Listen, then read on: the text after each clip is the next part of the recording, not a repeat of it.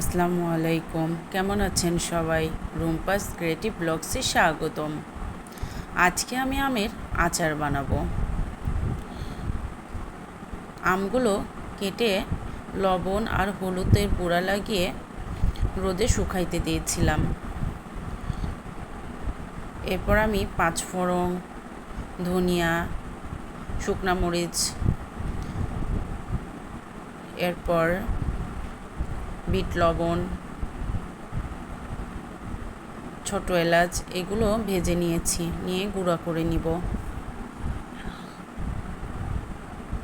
এরপর আমি তেল দিয়ে দিলাম,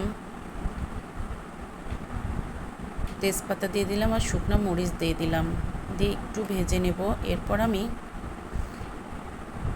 রসুন বাটা, আদা বাটা রসুন ছিল, এরপর আদা বাটা আর সরিষা বাটা দিয়ে দিব।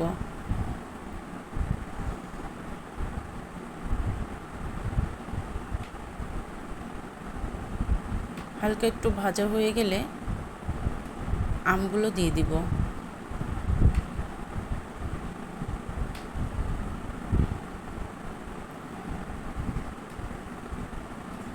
কয়েকটা রসুনের কোয়া দিয়েছিলাম।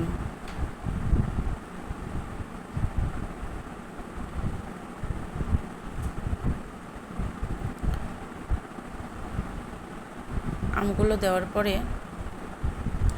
হালকা করে নেড়ে দিব,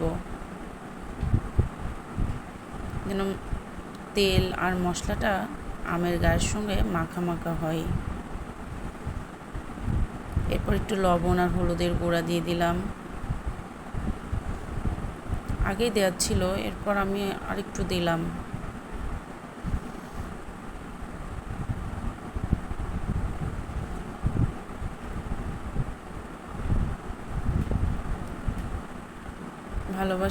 ভালোভাবে মেশানোর পরে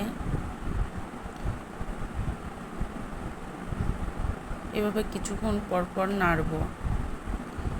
ভালোভাবে মেশানো হয়ে গেলে আমি গুড় দিয়ে দিলাম, আপনারা চিনি দিতে পারেন।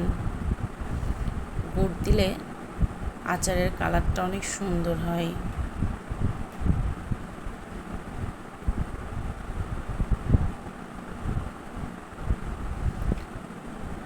এবার আস্তে আস্তে জাল দিয়ে আমগুলো নাড়তে শুরু করব। দেখেন, একটু পরপর নাড়া দিতে হবে, নাহলে নিচে লেগে যাবে। এটার যে পানিটা বের হয়েছে ওটাতে আম সিদ্ধ হয়ে যাবে, আমার আর এক্সট্রা করে কোনো পানি দেওয়া লাগবে না। এভাবে আমি নাড়তেছিলাম। দেখেন, আমার আচারটা কমপ্লিট।